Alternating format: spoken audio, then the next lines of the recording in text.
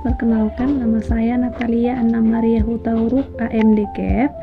Saya bidan dan saya peserta Latsar CPNS Angkatan 4, Kelompok 2. Pada kesempatan ini, saya akan mereview materi yang telah disampaikan oleh Bapak Kahfi Tambunan.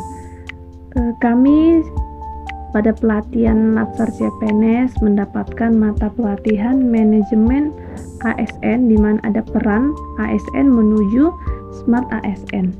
Manajemen adalah sebuah proses dalam rangka untuk mencapai suatu tujuan organisasi dengan cara bekerja secara bersama-sama dengan orang-orang dan sumber daya yang dimiliki organisasi. Apa sih yang bedain? Beda dari manajemen ASN dan bedanya dari manajemen biasa. Manajemen PNS itu atau ASN adalah pengelolaan ASN untuk menghasilkan ASN yang profesional, memiliki nilai dasar, di mana nilai dasar ASN ada 7: berakhlak, berorientasi pelayanan, akuntabel, kompeten, harmonis, loyal, adaptif, dan kolaboratif. Selanjutnya, etika profesi, bebas dari intervensi politik dan bersih dari praktik KKN, korupsi, kolusi, dan nepotisme. Terus siapakah yang dimaksud dengan ASN itu? ASN itu ada dua. Yang pertama PNS dan yang kedua P3K. PNS itu merupakan setiap warga negara Republik Indonesia yang telah memenuhi persyaratan sesuai dengan peraturan perundang-undangan yang berlaku. Dan PNS ini merupakan seorang yang mempunyai kesempatan yang sama untuk diangkat dan dipilih menjadi CPNS. Nah, itu masih CPNS. Bagaimana cara kita supaya menjadi PNS? Dari CPNS ke PNS.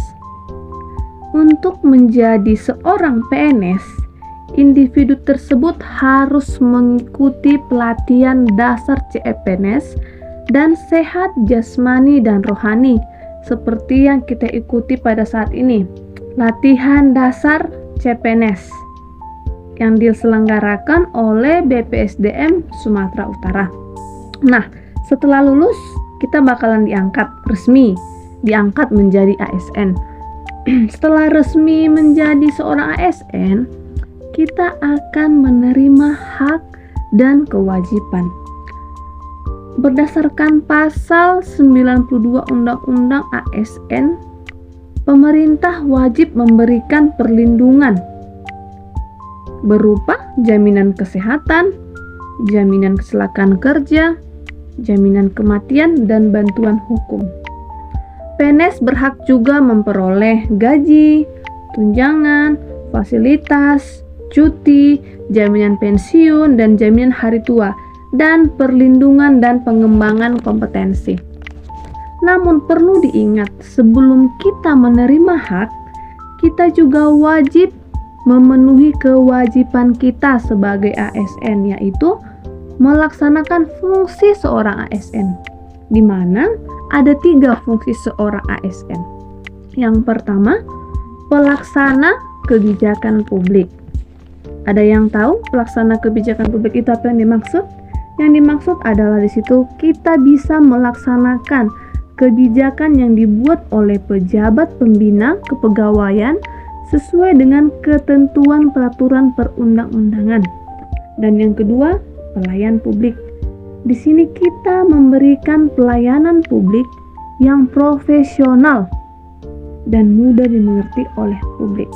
Yang ketiga, perekat dan pemersatu bangsa, di mana tugas kita di sini adalah untuk mempererat persatuan dan kesatuan negara kita. Namun, selain memiliki hak dan kewajiban, seorang PNS juga mempunyai peraturan yang mengikat, yang apabila dilanggar maka akan mendapatkan sanksi yang sesuai dengan kesalahan yang kita lakukan.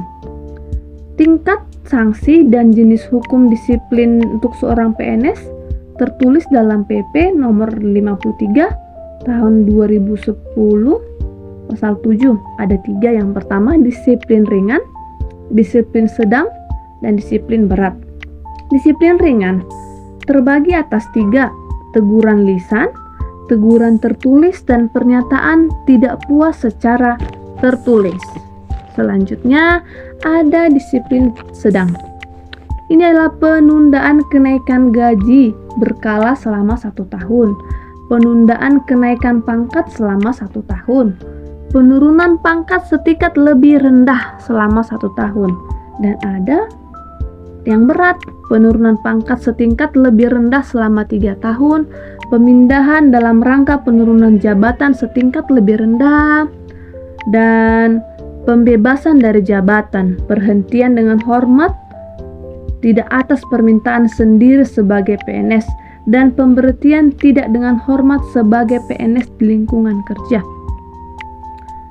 Apakah syaratnya itu? Apa saja itu? Kalau kita melakukan suatu kegiatan yang memang melanggar aturan, banyak aturan. Contoh di peraturan kerja itu kita bermain handphone, libur sesuka hati, itu merupakan norma yang dilanggar sebagai seorang PNS, dan kita mencerminkan PNS yang tidak memiliki sikap berakhlak.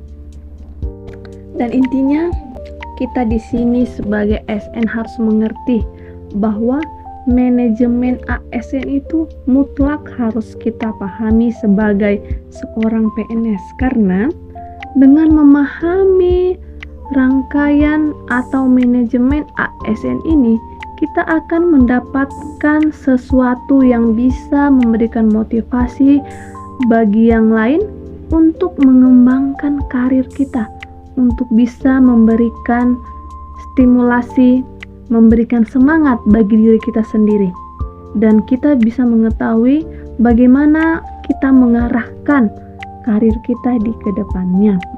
Jadi, kita harus bisa menjadi orang yang selalu aktif dalam hal manajemen ASN, sehingga kita tidak menjadi orang yang bertanya-tanya ke sana kemari dan meraba ke sana kemari, dan kita pasti paham dengan jabatan kita. Terima kasih. Demikianlah video dari saya. Saya harap kita dapat mengerti manajemen ASN. Terima kasih. Salam sehat.